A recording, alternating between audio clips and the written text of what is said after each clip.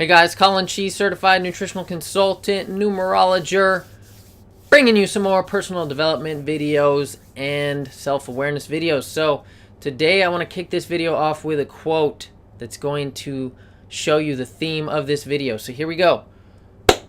Suffering is the pathway to peace. Suffering is the pathway to peace. Okay, think about that. Mainly in this video, I want to talk to you guys about the value of suffering and the idea that suffering is a good thing. Because through suffering, through pain, through the dark nights of the soul, through the baptismal fire of pain and suffering and problems or major trauma or tragedy in your life that caused the suffering, whatever caused the suffering, is a good thing in the end. I want you guys to realize this because, and I want it to help give you hope that there is light at the end of the tunnel. It's a cliche, but there is light at the end of hitting rock bottom, because when you hit rock bottom, you must make a choice. And the choice you must make is whether you are going to face the suffering or continue to live trying to escape from the suffering into some type of escapist mode.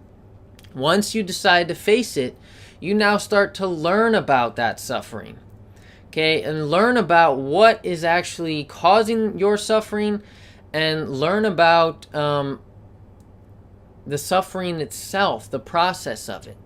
But mainly whatever, let's say you were an alcoholic for so many years and it destroyed your life and your relationships and your career and everything. And so the alcohol that caused you suffering, you're going to now learn about alcohol. You're going to learn about the process of addiction. So I like the Emerson quote that bad times have a scientific value.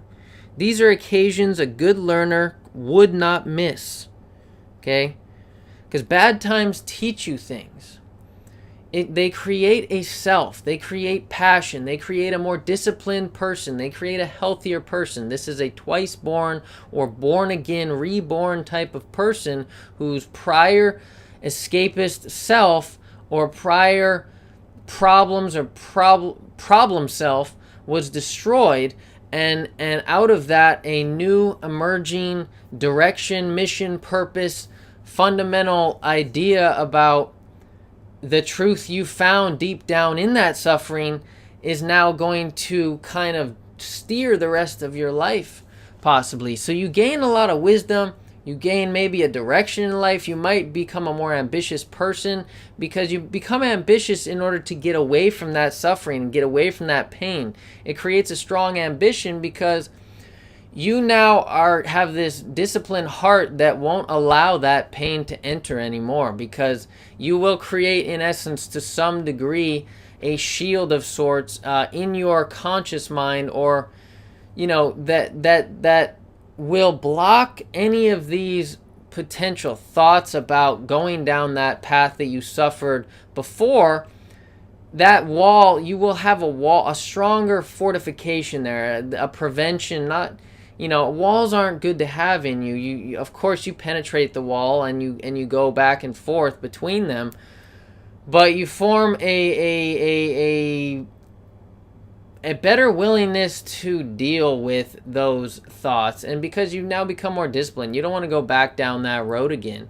So this is a good thing, in relationships, in your daily life. If people would see and accept that life does not have to be easy and life is not supposed to be easy, if they accept the truth that life is difficult and the meaning of life actually comes from our challenging and our solving of our own problems, then we would be a healthier, better, more aware, and more hopeful people and society and culture.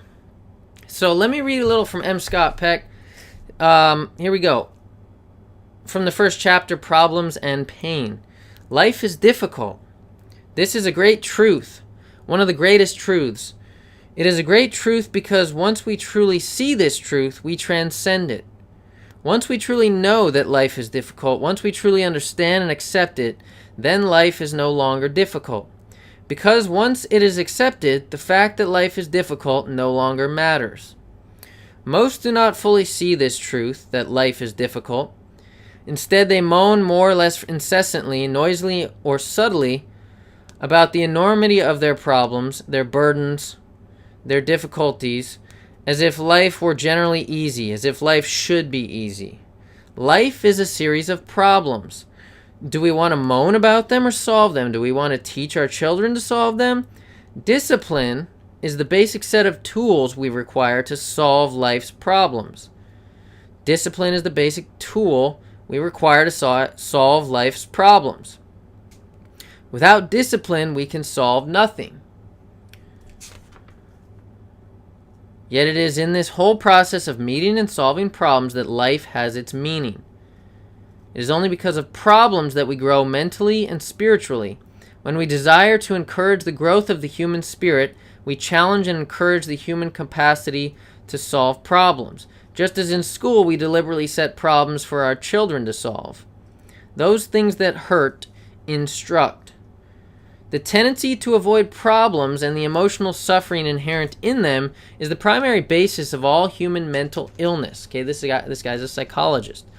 Neurosis is always a substitute for legitimate suffering. Fortunately, however, some possess the courage to face their neuroses and begin, usually with the help of psychotherapy, to learn how to experience legitimate suffering. Let us teach ourselves and our children the necessity for suffering and the value thereof, the need to face problems directly and to experience the pain involved. I have stated that discipline is the basic set of tools we require to solve life's problems. It will become clear that these tools are techniques of suffering, means by which we experience the pain of problems in such a way as to work them through and solve them successfully, learning and growing in the process. When we teach ourselves and our children discipline, we are teaching them and ourselves how to suffer and also how to grow. What are these tools, these techniques of suffering, these means of experiencing the pain of problems constructively that I call discipline? There are 4: delaying of gratification, acceptance of responsibility, dedication to truth, and balancing. Okay. Now and then he goes on to talk about these different tools and how you can, use these tools to overcome suffering, right? So you got to accept responsibility, delay gratification, be dedicated to truth, and balance, right? So life is difficult. We need to accept this. And in the accepting, we transcend that difficulty. Okay, you got to see the good in suffering, and it makes the suffering easier. See and realize that there is some light at the end of the tunnel, no matter how dark the days are that you're dealing with, or how depressed you are, or how tragic your life may seem. At the end of the day, don't forget that it's all just things you're telling yourself. It's all, you could make up completely different thoughts and tell yourself those. You have the power to direct the thoughts and the thoughts that go through your mind, and the process. It's housekeeping. It's mental housekeeping. It's sweeping up the floor. It's keeping the house in order, as Krishnamurti puts it. And things of this nature. Now, I want to say another quote. Everything is good if you're strong and resilient enough. Okay? You see suffering, too, as good, as a good thing. I have a quote also. All end things come to a good. Okay? This is a quote I came up with, a little art piece long time ago, when I realized this truth. And I had to flip around the whole all good things come to an end. I have this tendency to flip around negative statements or very conditioned questions that we ask of people that are overused. I tend to like to flip them around. So all end things come to a good instead of all good things come to an end. Okay, you have to see life as that way. because, you know, negativity or skepticism or being critical has its value, but negativity is not successful. Okay, if you want to be successful, you can't have a negative mindset unless you somehow are a critic and you can employ that negativity in a way that, I mean, you don't have to see like critics as negative. That, you know, it depends on how you define, you know, these things. But what I'm saying is a Jim Rohn idea and quote that that negativity is not successful. You got to be positive if you want to be successful. So, and also, everything is good if you're strong and resilient enough to see it this way, to endure. And if you learn about what you're suffering from, okay? So if you learn about what you're suffering and you're strong enough and resilient enough so that the suffering doesn't cause you to spiral out of control to the point that, you know, you're not alive anymore, you know, or to the point of, you know, too far gone to where you destroyed your life or your brain or whatever completely, then you will learn. You got to be resilient. You got to see it. You got to be strong. Yes. Just keep going and keep maintaining. Don't ever give up. You can't give up on yourself or on life. So suffering is the catalyst for greatness. Suffering is the pathway to peace. Okay? Suffering is the passion creator. It's the creator of a self. It's the self-creator. Okay? Suffering is the creator of discipline. Now, Pisces and Sagittarius, which share some co-rulership and qualities, both have this tendency more than others. If you're thinking astrologically about this, those signs or the houses associated with those signs or the planets that rule those signs do have a little more to do with suffering than other signs, because they crave so many experiences. The more experiences you go through, the more sufferings you will have to face. The more you challenge yourself, the more you will face adversity, right? The more you're trying to live for truth, the more adversity is going to come your way. The harder you try, the more opportunities and things you'll be capitalizing and running into and experiences you'll be having. So number 7s and number 9s and Pisces and Sagittarius crave many experiences. They crave a lot of experience. They crave deep experience. They crave otherworldly experience, a concept, and they crave to gain this faith in life and to gain this spiritual dimension that is somehow missing from their lives and somehow missing or somehow just important to them. As far as astrology, those people need especially to realize that suffering is going to make them a better person in the long run. They're going to grow from it. They're going to have spiritual growth from it. They're going to become a better, more disciplined, more awesome, possibly more successful, maybe more ambitious, more passionate person.